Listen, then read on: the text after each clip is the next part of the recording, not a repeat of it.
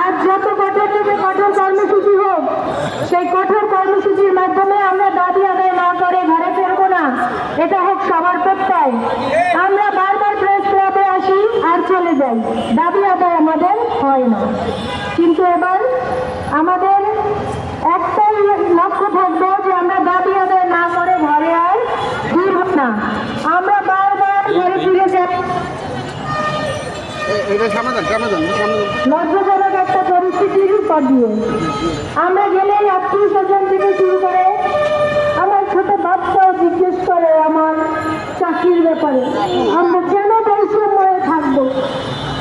আমরা শিক্ষক, সচিব থেকে সেই প্রধান উপদেষ্টা করার কারিগর আমরা, তাহলে কেন আমরা বারবার এই প্রস্তাবের সামনে দাবি আদায়ের জন্য দাঁড়াবো? আমাদের ন্যূনতম সম্মানটুকু দেওয়া হয় না কেন?